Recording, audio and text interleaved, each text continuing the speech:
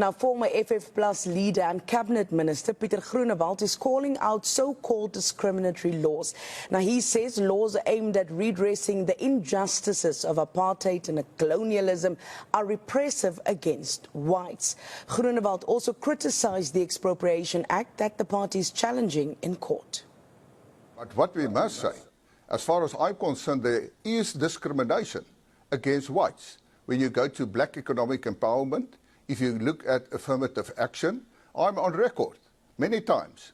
And I am even supported by, can I say, black political analysts and people saying the time of black economic empowerment and affirmative action has not been successful.